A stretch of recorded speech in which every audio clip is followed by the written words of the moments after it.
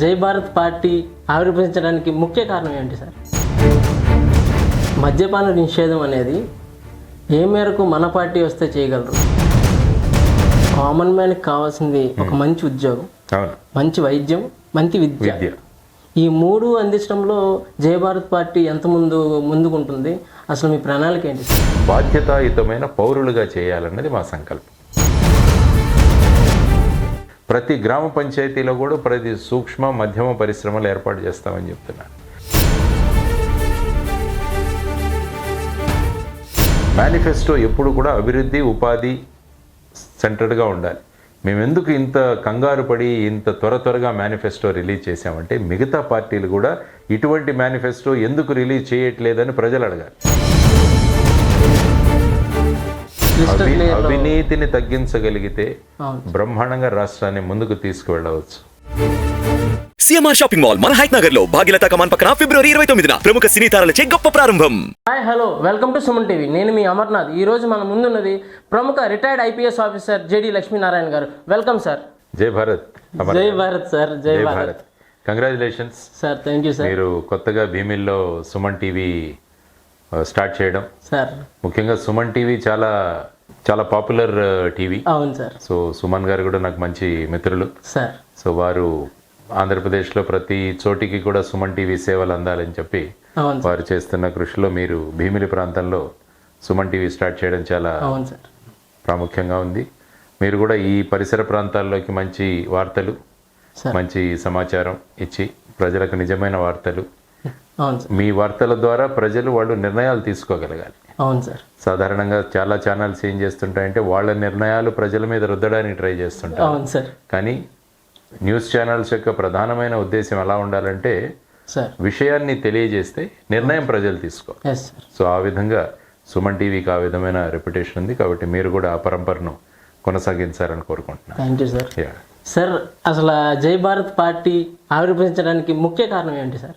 మేము చూసుకున్నాం ఈ రాష్ట్రం, కానీ రాష్ట్రం ముఖ్యంగా చూసుకుంటే 2014లో విడిపోయింది. అవును సార్. విడిపోయిన తర్వాత ఈ రాష్ట్రాన్ని కేంద్రము తర్వాత ఇక్కడ ఉన్న ప్రభుత్వాలు చక్కగా దీన్ని తీసుకువెళ్తాయని అనుకున్నాం. కానీ ప్రస్తుతం ఇప్పుడు చూసుకుంటే 10 సంవత్సరాలు అయిపోయింది. ఈ జూన్కి మన విభజన చట్టం వచ్చేసి 10 సంవత్సరాలు పూర్తి అవుతుంది. కానీ ఇప్పుడు కూడా రాష్ట్రం ఆ పరిస్థితిలోనే ఉంది. ఇంకా అప్పులు పెరిగిపోయాయి రాష్ట్రంలో. ఎక్కడ చూసినా కూడా పరిస్థితులు, ముఖ్యంగా ఉపాధి లేదు. తర్వాత ఈ సంక్షేమ పథకాల పేరుతో అనేక పథకాలు డైరెక్ట్గా బటన్ నొక్కి ట్రాన్స్ఫర్ చేస్తామంటున్నారు.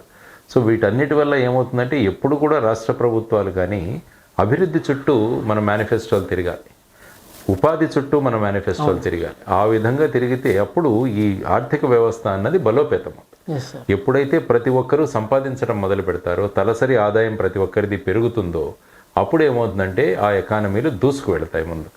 సో ఆ విధంగా చేయాల్సిన సందర్భంలో ఇప్పుడు ఈ విధంగా అప్పుల పాలైపోయిన రాష్ట్రం, ఆ తర్వాత విభజన హామీలు ఏవైతే ఉన్నాయో విభజన హామీలన్నీ కూడా అలాగే ఉండిపోయి, ముఖ్యంగా ప్రత్యేక హోదా ఏదైతే మన వాళ్ళు మాట్లాడారో పార్లమెంట్లో, ప్రత్యేక హోదా ఇంకా లేదు అన్న స్థాయికి తీసుకొచ్చేసారు అందరూ కలిసి. సో ఇది చాలా దారుణం.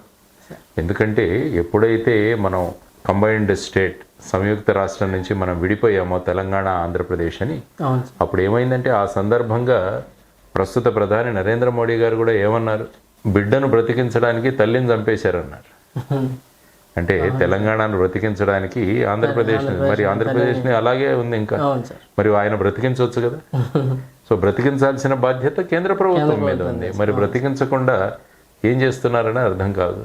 వారిని ఆ విధంగా ఎదిరించి ప్రత్యేక హోదా తీసుకురావడానికి రెండు ప్రభుత్వాలు ఏవైతే వచ్చాయో ఏ విధమైన ప్రయత్నం కూడా చేయలేదు. గత ప్రభుత్వం తీసుకుంటే మీకు ప్రత్యేక హోదా అన్నారు, తర్వాత ప్రత్యేక ప్యాకేజ్ అన్నారు, మళ్ళా ప్రత్యేక హోదా అన్నారు. ఈ ప్రభుత్వం వచ్చినప్పుడు 25 మంది ఎంపీలను ఇవ్వండి, మెడలు వంచుతామన్నారు. ఎవరి మెడలు వంగాయో తెలియదు. సో ఆ విధమైన కన్ఫ్యూజన్లో ఏమైందంటే రాష్ట్రం ఈ పరిస్థితుల్లో చేరింది. ముఖ్యంగా దీనికి సమాధానం ఇవ్వాలి ఈ రెండు ప్రభుత్వాలు. కేవలం సిద్ధమన్న బోర్డులు పెట్టుకుంటే సరిపోదు.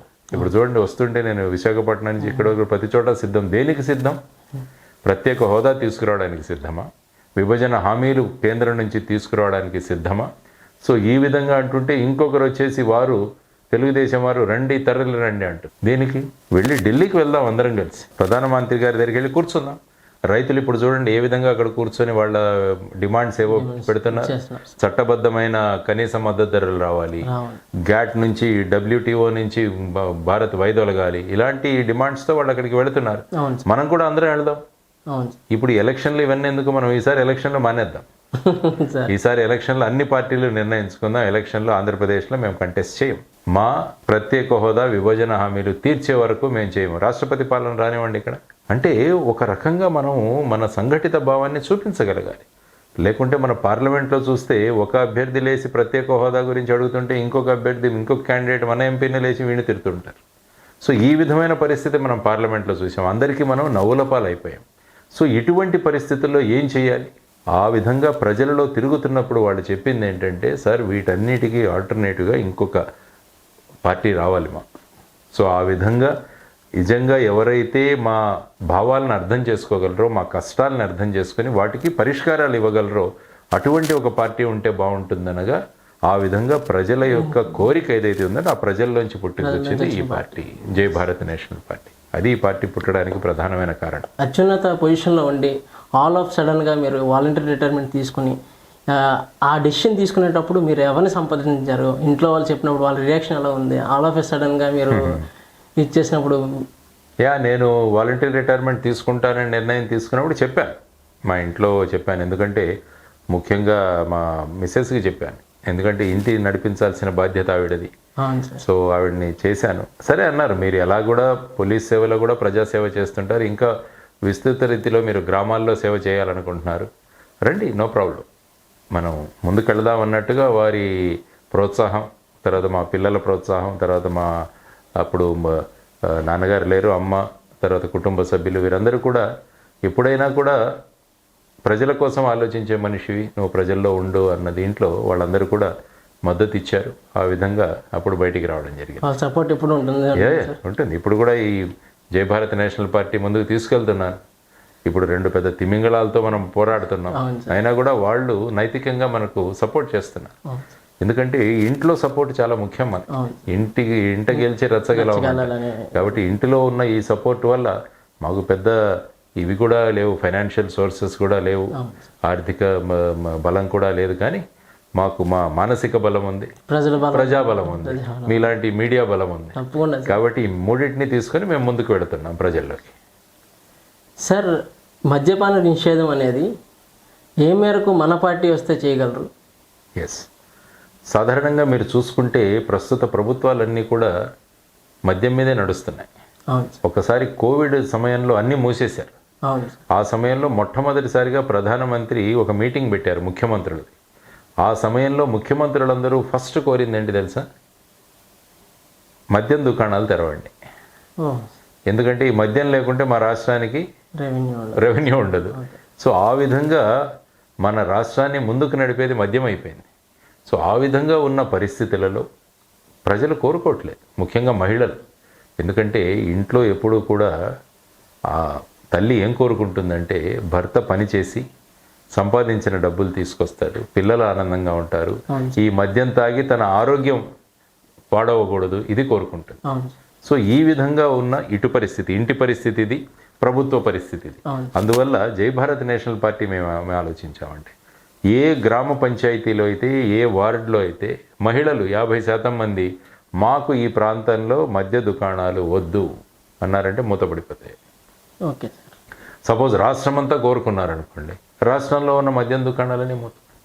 అప్పుడు ఏమవుతుందంటే బాధ్యతతో కూడిన ఒక డెసిషన్ వస్తుంది బయటికి. సార్, కామన్ మ్యాన్కి కావాల్సింది ఒక మంచి ఉద్యోగం, మంచి వైద్యం, మంచి విద్య. ఈ 3 అందించడంలో జై భారత్ పార్టీ ఎంత ముందుకుంటుంది? అసలు మీ ప్రణాళిక ఏంటి సార్? ముఖ్యంగా విద్య గురించి మనం మాట్లాడాలంటే నాణ్యమైన విద్య దొరకాలి అని. ఇప్పుడు ఏమైపోతుందంటే మార్కులు, గ్రేడ్లు అంతే. కానీ జై భారత్ నేషనల్ పార్టీ కాలేజీ నుంచి, స్కూల్ నుంచి బయటికి వచ్చే ప్రతి విద్యార్థుడు కూడా, విద్యార్థిని కూడా బాధ్యతాయుతమైన పౌరులుగా చేయాలన్నది మా సంకల్పం. అటు విద్యతో పాటు దేశం పట్ల అభిమానం, అటు విద్యతో పాటు క్రమశిక్షణ, సమాజం పట్ల అవగాహన, ఈ విధమైన విద్యా విధానాన్ని తీసుకొద్దామంటే. ఇప్పుడేమవుతుంది, గవర్నమెంట్ స్కూల్లో ఒక రకంగా, ప్రైవేట్ స్కూల్లో ఒక రకంగా. సో ఆ విధమైన విద్యా విధానాన్ని టోటల్గా మారుస్తాం. మార్చిన తర్వాత 6వ తరగతి నుంచి 10వ తరగతి వరకు ఎన్సీసీ కంపల్సరీ చేస్తామని చెప్పాం. అంటే ప్రతి ఒక్కరూ ఖాకీ యూనిఫామ్ వేసుకొని వారానికి ఒక రోజైనా కూడా క్రమశిక్షణతో నడవాలి. ఆ తర్వాత ఇంటర్మీడియట్కి వచ్చిన తర్వాత వాళ్ళని ఎన్ఎస్ఎస్లో కంపల్సరీగా చేయాలి. నేషనల్ సర్వీస్ స్కీమ్ అంటే వెళ్ళి గ్రామాల్లో పనిచేయడం, ప్రజా సమస్యలు తెలుసుకోవడం. సో ఈ విధంగా చేయడం వల్ల ఏమంటే సమాజం పట్ల అవగాహన. కాబట్టి ఒక బాధ్యత, ఒక డిసిప్లిన్తో, క్రమశిక్షణతో కూడిన బాధ్యతాయుతమైన వ్యక్తి బయటకు వస్తే రేపు బాధ్యతాయుతమైన క్రమశిక్షణ కలిగిన ఒక పౌరుడు తయారవుతాడు. అది దేశానికి కావాల్సింది. తర్వాత మీరు అన్నట్టు విద్యలో కూడా అన్ని రకాల 360 degrees విద్య అవసరం. అంటే ఇప్పుడు కేవలం మార్కులు కాకుండా వాళ్లకు మేధో సంపత్తి పెంచడం, వాళ్ళ ఆరోగ్యం పెంచడం, తర్వాత సమాజం పట్ల అవగాహన పెంచడం, ఇలా 360 degrees ఎడ్యుకేషన్ సిస్టమ్ని మనం తీసుకొస్తామన్నమాట. తర్వాత చిన్న చిన్న బడ్జెట్ స్కూల్స్ అవన్నీ ఉన్నాయి, వాటిని కూడా తీసుకొని వాటిలో ఫీజులు తగ్గించడం. ప్రతి ఒక్కరికి కూడా విద్య అన్నది అఫోర్డబుల్. క్రమక్రమంగా ఏం చేస్తామంటే ఇంతకుముందు బ్యాంక్ నేషనలైజేషన్ జరిగింది, ప్రైవేట్ బ్యాంకులన్నీ తీసేసి గవర్నమెంట్నే వచ్చేసి. సో ఆ విధంగా క్రమక్రమంగా స్కూల్స్ అన్నీ కూడా ప్రభుత్వ పరిధిలో వచ్చేటట్టు అందరికీ కూడా నాణ్యమైన ఉచిత విద్య ఇచ్చే ప్రయత్నాలు మనం చేయాలి. ఎందుకంటే ప్రస్తుతం చూసుకుంటే విద్యకు వైద్యానికి సంపాదించిన దాంట్లో 60-70% దానికే ఖర్చు అవుతుంటే ఒక వ్యక్తి ఆర్థికంగా ఎక్కడ బలోపేతం అవుతాడు? మనిషి ఆర్థికంగా బలోపేతం కాకుంటే దేశం ఆర్థికంగా బలోపేతం కాదు. అందుకని ఇప్పుడు చూసుకుంటే దేశంలో ఉన్న 77% సంపద కేవలం 10% మంది దగ్గర మాత్రమే ఉంది. అదేవిధంగా మీరు బాటంలో ఉన్న 50% మంది ప్రజలు తీసుకుంటే వాళ్ళ దగ్గర కేవలం 3% మాత్రమే సంపద. ఈ విధంగా సంపదల మధ్య ఉన్న ఈ వ్యత్యాసం వల్ల దేశం ముందుకు వెళ్ళదు. మనం 5 trillion ఎకానమీ అంటున్నాం, కానీ 5 trillion ఎకానమీ ముఖ్యం కాదు. మనకి తలసరి జీడిపి ఎంత ఉంది అని చూసుకోవాలి. ప్రతి ఒక్కరికి ఎంత జీడిపిలో మనం జనాభాతో లెక్క వేస్తే మనకు సుమారుగా $2,400 వస్తుంది ఒక్కొక్కరికి. అదే మనం పక్కనున్న బంగ్లాదేశ్ చూసుకుంటే మనకన్నా $200 ఎక్కువ వాళ్ళది తలసరి జీడిపి. సో ఆ విధంగా మీరు అన్నట్టు ప్రతి ఇంటిలో కూడా ఉపాధి అన్నది చాలా ముఖ్యం. ప్రతి ఇల్లు కూడా ఒక చిన్న పరిశ్రమగా మారాలి. బంగ్లాదేశ్లో మహమ్మద్ యూనస్ గారు ఏదైతే గ్రామీణ బ్యాంక్ ఎక్స్పెరిమెంట్ చేసి ముందుకు తీసుకువెళ్ళారు, ఆ విధంగా చేస్తామని జై భారత్ నేషనల్ పార్టీ చెబుతుంది. ప్రతి గ్రామ పంచాయతీలో కూడా ప్రతి సూక్ష్మ మధ్యమ పరిశ్రమలు ఏర్పాటు చేస్తామని చెప్తున్నారు. ప్రతి ఇల్లు, ప్రతి గ్రామం ఒక ఉపాధి కేంద్రంగా మారాలి అన్నది జై భారత్. కాబట్టి ఆరోగ్యంకి వస్తే మేమేం చెప్తున్నామంటే ప్రతి నియోజకవర్గంలో ఒక నిమ్స్ స్థాయి ఆసుపత్రి, ప్రతి జిల్లాలోనూ ఒక ఎయిమ్స్ స్థాయి హాస్పిటల్ పెట్టాలి. ప్రతి నియోజకవర్గానికి ఒక మంచి డయాగ్నోస్టిక్ సెంటర్, మీ సిటీ స్కాన్లు కావచ్చు, ఎంఆర్ఐలు కావచ్చు, ఎక్స్రేలు కావచ్చు, ఇవన్నీ కూడా అక్కడ మీకు ఫ్రీగా దొరుకుతాయి. తర్వాత ప్రతి మండలంలోనూ గవర్నమెంట్ యొక్క ఒక మెడికల్ షాప్ కూడా పెడతాం. ఓకే సార్, మెడికల్ షాప్ ఒకటి వస్తుంది. దానివల్ల ఏంటంటే మనం విద్యకు వైద్యకు పెడుతున్న ఖర్చు తగ్గించేస్తాం. ఎప్పుడైతే అది తగ్గిందో మన వాళ్ళు ఆర్థికంగా పెరిగి వాళ్ళు కూడా ఎకానమీలోకి ఖర్చు తగ్గినప్పుడు ఇన్కమ్ సోర్స్ అంటే ఎక్కడైనా పెట్టుబడి పెడతారు. ఒక ఇల్లు తీసుకుంటారు, లేకుంటే కొంత పొలం తీసుకుంటారు, లేకుంటే పెట్టుబడి ఎక్కడో పెడతారు. సో ఈ విధంగా చేసుకుంటూ వాళ్ళు ప్రతి ఇల్లు కూడా ఒక ఆర్థికంగా స్ట్రాంగ్గా ఉండాలన్నది జై భారత్ నేషనల్ పార్టీ యొక్క కోరిక. సార్, జై భారత్ పార్టీ ఈ కార్యాచరణ అనేది కంప్లీట్ ఎలక్షన్స్ రానున్నాయి, ఆల్రెడీ దగ్గరలో ఉన్నాయి. కంప్లీట్ కార్యాచరణ అనేది ఎప్పుడు రివీల్ చేస్తారు సార్? జనరల్గా మేనిఫెస్టో ఆల్రెడీ రిలీజ్ చేసాం, ప్రజల్లోకి వెళ్ళిపోయింది మేనిఫెస్టో. మేము ఎందుకు ముందుగా మేనిఫెస్టో రిలీజ్ చేసామంటే మిగతా వాళ్ళందరూ దేంట్లో బిజీగా ఉన్నారంటే పొత్తులు ఎవరితో పెట్టుకోవాలి, ఎన్ని సీట్లు ఎవరు పంచుకోవాలి, బీజేపీ పొత్తులు ఉంటాయా లేవా, ఇవన్నీ కూడా. తర్వాత ఇక్కడ ఎమ్మెల్యేలు ఎవరినెవరిని ఎక్కడెక్కడ మార్చాలి, సర్వేలు ఎలా ఉన్నాయి, వీటిలలో బిజీగా ఉంటే జై భారత్ నేషనల్ పార్టీ ఏం చేసిందంటే మేనిఫెస్టో తయారు చేసింది. మేనిఫెస్టో ఎప్పుడు కూడా అభివృద్ధి, ఉపాధి సెంటర్డ్గా ఉండాలి. మేము ఎందుకు ఇంత కంగారు పడి ఇంత త్వరగా మేనిఫెస్టో రిలీజ్ చేసామంటే మిగతా పార్టీలు కూడా ఇటువంటి మేనిఫెస్టో ఎందుకు రిలీజ్ చేయట్లేదని ప్రజలు అడగాలి. సో ఆ విధంగా మేము దీనికి వేసాం. తర్వాత ఇప్పుడు ఆల్రెడీ కన్వీనర్స్, కోఆర్డినేటర్స్ నియమించుకున్నాం మనం నియోజకవర్గాల్లో. త్వరలో అభ్యర్థులను కూడా ప్రకటిస్తాం. మేము మార్చి మొదటి వారంలో అభ్యర్థులను కూడా ప్రకటిస్తాం. సార్, రాజకీయం అనేసరికి కొంతమంది వరకు ఓకే కానీ సార్, కొంతమంది స్వచ్ఛతంగా రావడానికి కూడా రెడీ అయ్యారు, కానీ కొంతమందికి కొద్దిగా భయం అనేది ఉంటుంది సార్. ఎందుకంటే ఎక్కడ చూసినా తిట్టుకోవడాలు, కొట్టుకోవడాలు, ఈ టైప్ ఆఫ్ రాజకీయాలు ఈ మధ్య పెరుగుతూ ఉన్నాయి. సో ఆ రాజకీయాలకి తెరవేయడానికి మన జై భారత్ పార్టీ ఎటువంటి స్టెప్స్ తీసుకుంటుంది అంటే దీని అధ్యక్షతత్వం మీరు వహించినందుకు you are very discipline person, all known sir. కానీ దాని పట్ల మీరు ఎటువంటి యాక్షన్స్ తీసుకుంటారు, అసలు ఎలా ఉంటుంది, లా అండ్ ఆర్డర్ ఎలా మెయింటైన్ చేస్తారు అనేది ఒక్కసారి. జై భారత్ నేషనల్ పార్టీ రాజకీయాలు చేయడానికి రాలేదు, రాజనీతిని పెంపొందించడానికి వచ్చింది. రాజకీయానికి రాజనీతికి తేడా ఏంటి? రాజకీయ నాయకుడు ఎప్పుడూ వచ్చే ఎలక్షన్ గురించి ఆలోచిస్తాడు. రాజనీతిజ్ఞుడు ఎప్పుడూ కూడా వచ్చే భవిష్యత్తు గురించి ఆలోచిస్తాడు, రాబోయే మన భవిత గురించి ఆలోచిస్తాడు, రాబోయే ప్రజల గురించి ఆలోచిస్తాడు, ఒక జనరేషన్ గురించి ఆలోచిస్తాడు. సో ఇది రాజనీతి రావాలి. ఎప్పుడైతే రాజనీతి వస్తుందో మన స్వార్థపూరితమైన ఆలోచనలు పక్కకు పోతాయి. ఎప్పుడు కూడా దేశాన్ని ముందుకెలా తీసుకెళ్ళాలి, రాష్ట్రాన్ని ఎలా ముందుకు తీసుకెళ్ళాలి, మన భవితను మన యువతను ఒక 10 సంవత్సరాల ముందుకు ఎలా తీసుకువెళ్ళాలన్నదే రాజనీతి. అది కాకుండా మీరు అన్నట్టు ఆ విధమైన భయాన్ని ఇక్కడున్న పొలిటికల్ పార్టీలు సృష్టించారు. రాజకీయం అంటే డబ్బులు ఉండాలి, రాజకీయం అంటే మీ ఏమంటారు ఈ సామాజిక వర్గాలు ఉండాలి, ఆ తర్వాత మీరు తిట్టాలి, తిట్టుకోవాలి. ఈ విధమైన రాజకీయం చేసరికి చాలామంది మంచివాళ్ళు మనకు ఎందుకురా ఈ రాజకీయం అంటారు. దీన్ని మార్చాలి. ఎందుకంటే ఎప్పుడైతే మంచివాడు రాజకీయాల్లోకి రారో మనకన్నా తక్కువ ఉన్నవాడు మనల్ని పాలిస్తారు, మనకన్నా గుణగణాల్లో తక్కువ ఉన్నాళ్ళు మనల్ని పాలిస్తారు. అటువంటిది కాదు. ఎందుకంటే ప్రభుత్వాలు చాలా ప్రధానమైన భూమికను పోషిస్తాయి మన జీవితంలో. ప్రతి నిర్ణయము ప్రభుత్వ నిర్ణయంతో ఆధారపడి ఉంటాయి. సో అటువంటిది మంచి ప్రభుత్వం ఉంటే బాగుంటుంది కదా. మనం వెళ్ళి మార్కెట్లో యాపిల్ కానీ ఏదైనా మంచి పళ్ళు కొనుక్కోవాలంటే ప్రతి పండుని ఎంత చక్కగా చూస్తామండి. ఏదైనా పుచ్చులు ఉన్నాయా, సచ్చులు ఉన్నాయా, బాగున్నాయా అని బాగా చూసి పక్కన పెడతాం. ఒక ఫ్రూట్ గురించి మనం ఇంత శ్రద్ధ తీసుకుంటుంటే మన పిల్లవాళ్ళను స్కూల్లో జాయిన్ చేయాలంటే ఎంతమందిని అడుగుతాం, ఈ స్కూల్ బాగుందా, ఈ స్కూల్ బాగుందా, ఈ స్కూల్ బాగుందా. మనం ఎవరైనా మెడికల్గా ఎక్కడైనా ట్రీట్మెంట్కి వెళ్ళాలంటే 10 సార్లు అడుగుతాం, ఈ హాస్పిటల్లో ఎలా ఉంటుంది. కాబట్టి వ్యక్తిగతంగా వచ్చేసరికి మనం ఇంత కేర్ తీసుకుంటున్నాం. కానీ అదే ప్రభుత్వం గురించి అంటే పట్టించుకోవట్లేదు. మనం చాలామంది ఓట్లు వేయడం లేదు, ఎందుకులే ఓటు వేయడం అన్నది. ఈ విధమైన వాటన్నింటినీ కూడా మార్చాలన్న దానికోసమే జై భారత్ నేషనల్ పార్టీ ఆలోచిస్తుంది. సార్, ఈ 3 రాజధానులు అన్న కాన్సెప్ట్ మీరు ఎంతవరకు సపోర్ట్ చేస్తారు? ఒక్కసారి జై భారత్ నేషనల్ పార్టీ మేనిఫెస్టో చూడండి. జై భారత్ మేనిఫెస్టో ఏం చెప్పిందంటే 175 అభివృద్ధి కేంద్రాలు జై భారత్ నేషనల్ పార్టీ ఏర్పాటు చేస్తుంది. ఒక్కొక్క నియోజకవర్గం ఒక్కొక్క అభివృద్ధి కేంద్రం. Suppose Bheemili for example, Bheemili నియోజకవర్గం మాకు ఇక్కడ అనిల్ అన్న వారు ఇక్కడ కన్వీనర్. సో ఆయన ఇక్కడ భీమిలి మేనిఫెస్టో కూడా తయారు చేశారు. అంటే భీమిలిని ఏ విధంగా తయారు చేయవచ్చు, భీమిలిలో ముఖ్యంగా చూస్తే వ్యవసాయం చాలా ఎక్కువ, కూరగాయలు చాలా పండుతాయి, పూలు చాలా బాగా పండు. సో వీటన్నిటి గురించి ఇక్కడ చిన్న పరిశ్రమలు మనం ఏర్పాటు చేయొచ్చు, ఎక్స్పోర్ట్ చేయొచ్చు, ఫుడ్ ప్రాసెసింగ్ ఇండస్ట్రీస్ పెట్టుకోవచ్చు. ఆ తర్వాత ఇక్కడ రకరకాల కళాకారులు ఉన్నారు, వాళ్ళందరినీ ఒక తర్వాత ఇక్కడ జూట్ మిల్ ఉంది.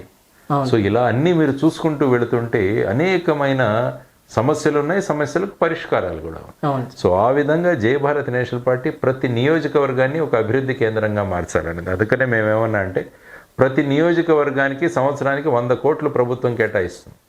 అంటే ఇప్పుడు కనుక జై భారత్ నేషనల్ పార్టీ అధికారంలోకి వస్తే 2029 దాకా భీమిలికి 500 కోట్లు వస్తాయి. ఈ 500 కోట్లని ఏ విధంగా మనం ఈ నియోజకవర్గ అభివృద్ధికి చేస్తామో చూసుకోండి. మీరు ప్రజల నుంచి సేకరిస్తాం, మీకేం కావాలి, చిన్న పరిశ్రమలు పెట్టడం, తర్వాత వాళ్ళకి కావాల్సిన బిల్డింగ్స్ కట్టడం, రోడ్లు కట్టడం, రోడ్లు వేయడం, ఇటువంటివన్నీ ప్రజలే నిర్ణయిస్తారు. ముఖ్యంగా మేము చెప్పింది ఏంటంటే రేపు ఇక్కడి నుంచి అనిల్ కుమార్ ఎమ్మెల్యే అయినా కూడా ఏ నియోజకవర్గాన్ని ఏ విధంగా అభివృద్ధి చేయాలన్నది తనతో పాటు ప్రజలు కూడా నిర్ణయిస్తారు. ఒక ప్రజా కమిటీ ఏర్పడుతుంది. ప్రజా కమిటీ ఒక డీటెయిల్డ్ ప్లాన్ తయారు చేస్తుంది 5 సంవత్సరాల కోసం. సో ఈ 5 సంవత్సరాల్లో భీమిలి ఎలా ముందుకు వెళ్ళాలి ఆలోచించండి. ఒక్కసారి 175 నియోజకవర్గాలు అభివృద్ధి కేంద్రాలుగా మారితే మేమంటే 3 రాజధానులు ఏంటి, క్యాపిటల్ ఏముంటుంది సార్, 175 రాజధానులు కావాలంటాను నేను. మన దాంట్లో 175 నియోజకవర్గాలు, 175 అభివృద్ధి రాజధానులు. క్యాపిటల్ అమరావతి అందరూ యాక్సెప్ట్ చేసింది. తర్వాత మనం శాసనసభలో రిజల్యూషన్ కూడా పాస్ చేశాము, కేంద్రం కూడా ఒప్పుకుంది, ప్రధానమంత్రి ఇక్కడికి వచ్చి ఆయన శంకుస్థాపన చేయడం జరిగింది. సో ఆ విధంగా చేసిన రాజధాని ఏదైతే మొత్తం ఆంధ్రప్రదేశ్కే మధ్యస్థానంలో ఉంది. కానీ దీన్ని అభివృద్ధి ఎలా చేయాలన్నది ఒక కాన్సెప్ట్. అంటే మొత్తం 4 లక్షల కోట్లు దీన్ని అభివృద్ధి చేయడానికి ఖర్చు అవుతుంది అన్నారు. ఎప్పుడు కూడా ఎలా చేయాలంటే డీటెయిల్డ్ ప్లాన్ వేసుకోవాలి. దాన్ని అంచెలంచెలుగా మనం కట్టుకుంటూ వెళ్ళాలన్నమాట. ఒకేసారి అంత పెద్ద క్యాపిటల్ కట్టాలంటే కూడా మన ఆర్థిక స్తోమత లేదు. ఎందుకంటే మనకు హైదరాబాద్ వెళ్ళిపోయింది, తెలంగాణ ప్రత్యేక హోదా ఇవ్వలేదు, మరి ఎక్కడి నుంచి తెస్తారు? సో ఈ విధంగా చూసుకుంటుంటే క్యాపిటల్ ఇక్కడే ఉంటుంది. తర్వాత మేమేమన్నాము, కర్నూలులోను మరియు విశాఖపట్నంలో ఒక అసెంబ్లీ సెషన్ పెట్టాలన్న. ఒక అసెంబ్లీ సెషన్ అంటే ప్రజలకు తెలియాలి, పాలన ప్రజల దగ్గరికి వెళుతుంది. అదేవిధంగా కర్నూలులో తర్వాత విశాఖపట్నంలో హైకోర్టు బెంచి పెట్టాలని జై భారత్ నేషనల్ పార్టీ కోరుతుంది. లేకుంటే ఏమవుతుంది, ఇక్కడ నుంచి అమరావతికి వెళ్ళాలి, శ్రీకాకుళం నుంచి ఇచ్చాపురం నుంచి బార్డర్లో ఉన్న వ్యక్తి ఏదైనా కేసు హైకోర్టుకు వెళ్ళాలంటే అమరావతికి వెళ్ళాలి. అదే విశాఖపట్నంలో ఉంటే అదే విధంగా మన బార్డర్లో ఉన్న నగరి ఇటు నుంచి మళ్ళా అమరావతికి రావాలి. దాని బదులు మనం కనుక కర్నూలులో ఈజీగా ఉంటుంది. కాబట్టి 2 బెంచీలు, హైకోర్టు బెంచ్. ఇది జై భారత్ నేషనల్ పార్టీ కోరుకుంటున్నది రాజధాని సందర్భంగా. సార్, మీరు డిసిప్లైన్ పర్సన్ అని వ్యక్తిగతంగా మీరేంటనేది సెంట్రల్లో అందరికీ తెలుసు సార్. సో మీరు ఒకవేళ మీ పార్టీ మీ పార్టీ కానీ వస్తే, రూలింగ్లోకి వస్తే సెంటర్ నుంచి సపోర్ట్ మీరు ఏ మాత్రం వరకు తీసుకొస్తాం, అడుగుతాం. ఎందుకంటే సెంట్రల్ గవర్నమెంట్ ఒక దయాదాక్షిణ్యాల మీద రాష్ట్రాలు ఉండవు. మీరు article 1 of the Indian constitution చూస్తే ఏమి రాశారంటే, India that is Bharat is A union of states. అంటే భారతదేశం అన్నది రాష్ట్రాల యొక్క సమీకరణ, కలయిక. సో రాష్ట్రాలన్నీ కలిస్తే దేశం ఏర్పడుతుంది. కాబట్టి దేశం అభివృద్ధి చెందాలంటే అన్ని రాష్ట్రాలు అభివృద్ధి చెందాలి. అందుకనే ఫైనాన్స్ కమిషన్ ఏర్పాటు చేసుకో. ఫైనాన్స్ కమిషన్ నిర్ణయిస్తుంది మొత్తం ట్యాక్సుల్లో కేంద్రం నుంచి రాష్ట్రాలకు ఎంత శాతం ఇవ్వాలని. కాబట్టి మన దగ్గర నుంచి జిఎస్టీ వెళితే అందులో ఇంత శాతం మనకి ఇవ్వాల్సిందే, అనేక పథకాల్లో మనకి ఇవ్వాల్సిందే. కాబట్టి కేంద్రం తమకు నచ్చిన విధంగా ఆడేదానికి లేదు. అయినా కూడా మనం ఏ విధంగా ప్రాజెక్టులు సబ్మిట్ చేస్తున్నాము, ఏ విధంగా వెళతాము, సామరస్య భావనతో వెళతాము. ముఖ్యంగా మనం కోరుకున్నది ఏంటి, ఎప్పుడైతే కరప్షన్ మనలో ఉండదో మనం ధైర్యంగా వెళ్ళి మాట్లాడచ్చు. చాలామంది ఇప్పుడు చూస్తాం కదా, టెండర్లు పిలిస్తే అందులో పర్సంటేజ్ అంతా దాని మీదే చాలా బిజీగా ఉంటారు. అందుకనే జై భారత్ నేషనల్ పార్టీ ఏమంటుందంటే, ప్రజా కమిటీలే నిర్ణయిస్తాయి. పారదర్శకత, రోజు డాష్ బోర్డ్లో వస్తుంది ఈ బిల్లు ఇంత పేమెంట్ అయింది అని. సో ఆ విధంగా అవినీతిని తగ్గించగలిగితే బ్రహ్మాండంగా రాష్ట్రాన్ని ముందుకు తీసుకువెళ్ళవచ్చు. అనేక వనరులు మనకున్నాయి, బ్రహ్మాండంగా చేసుకోవచ్చు రాష్ట్రాన్ని. పోలీస్ శాఖని రాజకీయవేత్తలు ఎలా యూజ్ చేసుకుంటున్నారో, దానివల్ల కామన్ మ్యాన్కి వచ్చే ప్రాబ్లమ్స్ ఏవైతే ఉన్నాయో అవి ఇప్పుడు చాలా వరకు అది ఒక మెయిన్ ప్రాబ్లంగా తయారైంది సార్. సో దాన్ని నిర్మూలించడానికి జై భారత్ పార్టీ ఎంతవరకు సపోర్ట్ చేస్తుంది, వాటి ప్రణాళిక ఎలా ఉంది సార్? 28 సంవత్సరాలు ఈ వ్యవస్థలో ఉండినవాడిని, పోలీస్ వ్యవస్థలో ఉన్నవాడిని. ప్రోగ్రెసివ్ స్టేట్ మహారాష్ట్రలో పనిచేసిన వాడిని. దానివల్ల మీ మీద ఇంకా నమ్మకం పెరిగింది. డెఫినెట్గా చేస్తాం. అందుకనే జై భారత్ నేషనల్ పార్టీ మేనిఫెస్టోలో ఏం చెప్పింది, మీరు పోలీస్ స్టేషన్కి వెళ్ళాల్సిన అవసరం లేదు, పోలీస్ స్టేషన్ మీ ఇంటికి వస్తుంది. మీరు ఎఫ్ఐఆర్ చేయాలి, ఫోన్ కొడతారు, police station, mobile police station వస్తుంది, అక్కడే ఎఫ్ఐఆర్ రిజిస్టర్ అవుతుంది మీ దగ్గర. మీరు వెళ్ళాల్సిన అవసరం లేదు. తర్వాత ఏ నియామకాలు కూడా ఎటువంటి ప్రెషర్ల మీద ఆధారపడి ఉండవు. ప్రతి స్టేషన్ హౌస్ ఆఫీసరు ప్రతిరోజు సాయంత్రం ఏం జరిగిందో తెలియజేయాలి. వాళ్ళ మీద మళ్ళీ లోకల్ బాడీ నియంత్రణ ఉంటుంది, నిఘా ఉంటుంది. సో ఆ విధంగా మనం వచ్చినట్టు ఏ పొలిటీషియన్ వారి ఇంట వెళ్ళాల్సిన అవసరం ఉండదు. ఈ ప్రోటోకాల్ మొత్తం మారిపోతుంది. No special flights for CM, no special helicopter for CM. Helicopter, special flight ప్రజలకు ఉంటాయి. ఎవరైనా అరకు నుంచి ఆ ప్రాంతాల నుంచి ఎవరినైనా ఇక్కడికి ఎమర్జెన్సీలో తీసుకురావంటే స్టేట్ హెలికాప్టర్ వెళ్తుంది. సీఎం ట్రైన్లో, బస్సుల్లో ప్రయాణిస్తారు. అలా ఉండాలి సిస్టమ్ ఎప్పుడు కూడా. ఇప్పుడు ఏముంది, మనం ప్రజాసేవకులు. ముఖ్యమంత్రి ముఖ్యమైన ప్రజాసేవకులు, మంత్రులు ప్రజాసేవకులు, ఎమ్మెల్యేలు వీళ్ళందరూ కూడా ప్రజాసేవకులు, ప్రజలు వాళ్ళు అధిపతులు. కాబట్టి సేవకులు ఎలా ఉండాలో ఆ విధంగా జై భారత్ నేషనల్ పార్టీ ప్రవర్తిస్తుంది. సో ఆ విధంగా చేసుకుంటూ వస్తూ ఏదైతే ఈ వ్యవస్థ ఏదైతే ఉందో, పోలీస్ వ్యవస్థ కావచ్చు, రెవెన్యూ వ్యవస్థ కావచ్చు, ఎక్కడా కూడా ఒక్క నయా పైసా కరప్షన్ లేకుండా చూస్తుంది జై భారత్ నేషనల్ పార్టీ. వ్యవస్థలో మార్పు చెందాలంటే ప్రజల్లో మార్పు చెందాలి సార్. ప్రజలకి ఏ విధంగా మీరు ఫీడ్ చేస్తారు, ఏ విధంగా మనం ఇచ్చేస్తే? పారదర్శకత ఎప్పుడైతే వస్తుందో, ట్రాన్స్పరెన్సీ ఎప్పుడైతే వస్తుందో, ఆ ప్రభుత్వం మీద ప్రజలకు నమ్మకం కలుగుతుంది. ప్రజలు క్యూలు కట్టి ఎక్కడా నిలబడాల్సిన అవసరం ఉండదు. డిస్ట్రిక్ట్ కలెక్టర్ ఓన్లీ ఒక రోజు మాత్రమే జిల్లా ముఖ్యాలయంలో ఉంటారు, మిగతా 6 రోజులు టూర్లో ఉండాలి. ఓకే ముందే టూర్ ప్రోగ్రామ్ వస్తుంది. Okay sir. సపోజ్ భీమిలిలో ఈరోజు 10 నుంచి 10 ప్రజలు వెళ్ళి తెలుసుకోవడం, అక్కడికే సొల్యూషన్. Okay sir. సో ఎవ్వరు కూడా ప్రజలు వెళ్ళి కలెక్టర్ ఆఫీసులు, ఎస్పీ ఆఫీసులు, పోలీస్ స్టేషన్లు, ఎంఆర్ఓ ఆఫీసులు వెళ్లాల్సిన అవసరమే ఉండదు. ప్రభుత్వ యంత్రాంగమే ప్రజల దగ్గరికి వస్తుంది. నిజంగా ఈ చేంజ్ వచ్చినట్టయితే సార్ వస్తుంది, తీసుకొస్తాం తప్పకుండా సార్. ఖచ్చితంగా. జై భారత్ నేషనల్ పార్టీ తీసుకొస్తాం sir thank you so much sir. Right sir all the best for your party sir. Mainly అది లీడ్లోకి రావాలని చెప్పేసి మా మనస్ఫూర్తిగా కోరుకుంటున్నాం. మీకు కూడా అభినందనలు. మీరు కూడా సుమన్ టీవీ భీమిలి ఛానల్ని మీరు తీసుకొని ముందుకు పెడుతున్నారు. మీకు కూడా అభినందనలు. ఒక మంచి చైతన్యవంతమైన సమాజాన్ని మీరు తయారు చేస్తారని ఆశిస్తూ. Okay, thank you. Thank you so Jai much Bharat. Sir. Thank you sir.